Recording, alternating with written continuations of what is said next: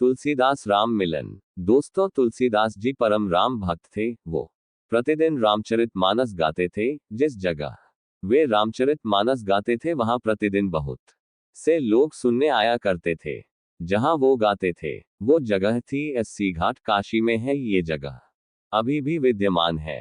तुलसीदास जी रोज सवेरे स्नान इत्यादि करके जब गंगा जी से बाहर आते थे तो अपने साथ एक लोटे में जल लेकर निकलते थे और रास्ते में एक पेड़ पड़ता था, प्रतिदिन उस पेड़ पर जल चढ़ाकर उसका सिंचन करते थे। उस पेड़ पर एक प्रेत रहता था। दोस्तों, एक दिन तुलसी जी ऐसे ही प्रतिदिन की तरह जा रहे थे पेड़ पर जल चढ़ाकर, तभी अचानक वो प्रेत उनके सामने आ गया और बोला, तुम ये रोज जो इस पेड़ पर जल चढ़ाकर इसका सिंचन करते हो ना, इससे मैं बड़ा प्रसन्न हूं। मांगो जो मांगना है। तुलसी जी तो प्रभु राम के परम भक्त शिरोमणि थे। उनको तो बस प्रभु राम के दर्शन करने थे। उन्होंने मन ही मन सोचा, आज अच्छा अवसर मिला है, अपने मन की बात कह ही देता हूं। ये सोचकर तुलसी जी बोले, भैया हमारे मन तो केवल एक ही चाह है कि प्रभु श्री राम जी के दर्शन हमें हो जाए। राम की कथा तो हमने लिख दी है, गा दी है, पर दर्शन अभी तक साक्षात नहीं हुए हैं। हृदय में तो होते हैं पर साक्षात नहीं होते। यदि दर्शन हो जाए तो बस बड़ी कृपा होगी।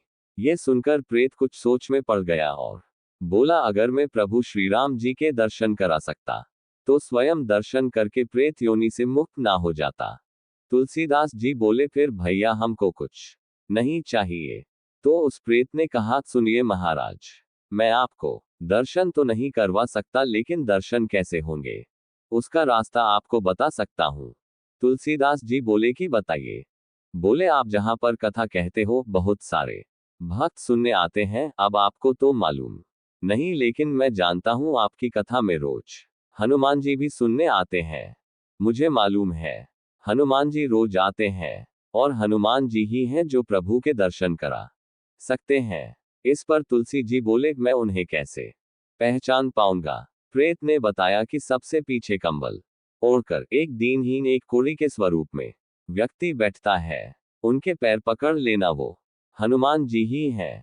तुलसी जी बड़े खुश हुए और वहां से खुशी खुशी प्रभु दर्शन की इच्छा मन में लिए चल दिए कथा सुनाने अस्सी घाट पर।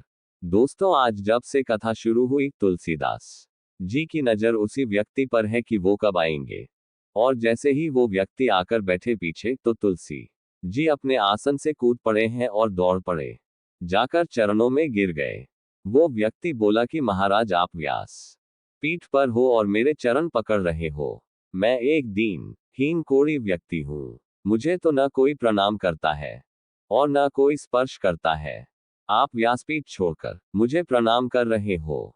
तुलसीदास जी बोले कि महाराज, आप सबसे छुप सकते हो, मुझसे नहीं छुप सकते हो। अब आपके चरण मैं तब तक नहीं छोड़ूंगा जब तक आप प्रभु श्री राम से नहीं मिलवाओगे। जो ऐसा कहा तो हनुमान जी अपने दिव्य स्वरूप में प्रकट हो गए। आज तुलसीदास जी ने कहा कि कृपा करके मुझे प्रभु श्री राम जी से मिलवा दो। अब और कोई अभिलाषा नहीं बची है। राम जी के साक्षात दर्शन हो जाए। हनुमान जी, आप तो राम जी से मिलवा सकते हो, अगर आप नहीं मिलवाओगे तो कौन मिलवाएगा। हनुमान जी बोले कि आपको राम जी जरूर मिलेंगे और मैं मिलवाऊंगा, लेकिन उसके लिए आपको चित्रकूट चलना पड़ेगा, वहां आपको भगवान मिलेंगे। तुलसीदास जी चित्रकूट गए हैं, मंदाकिनी जी में स्नान किया और अब घूम रहे हैं कहाँ मिलेंगे कहाँ मिलेंगे। सामने से घोड़े पर सवार होकर दो सुकुमार राजकुमार कांधे पर धनुष बाण लिए हुए आए, एक गौर वर्ण और एक श्याम वर्ण, और तुलसी अदास जी इधर से निकल रहे हैं। उन्होंने पूछा कि हमको रास्ता बता, तो हम भटक रहे हैं। तुलसीदास जी ने रास्ता बताया कि बेटा इधर से निकल जाओ, और वो निकल गए। अब तुलसी जी पागलों की तरह खोजते हुए घूम रहे हैं, कब मिलेंगे कब मिलेंगे। हनुमान जी प्रकट हुए और बोले कि मिले। तुलसीदास जी बोले, कहाँ मिले, मुझे तो अभी तक दर्शन नहीं हुए और आप पूछ रहे हो कि मिले क्या प्रभु, क्यों हंसी उड़ाते हो मेरी।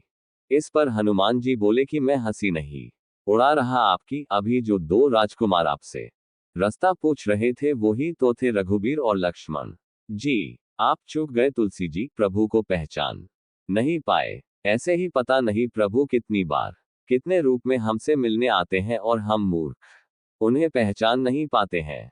इसलिए कहा गया है कि सबका कर आदर सम्मान जो तेरे घर आए, न जाने किस रूप में नारायण मिल जाए। तुलसीदास जी ने हनुमान जी के पैर पकड़ लिए और कहा कि आज बहुत बड़ी गलती हो गई, फिर कृपा करवाओ, फिर मिलवाओ। हनुमान जी बोले कि थोड़ा धैर्य रखो, एक बार फिर मिलेंगे। प्रभु भक्तों को निराश नहीं करते हैं।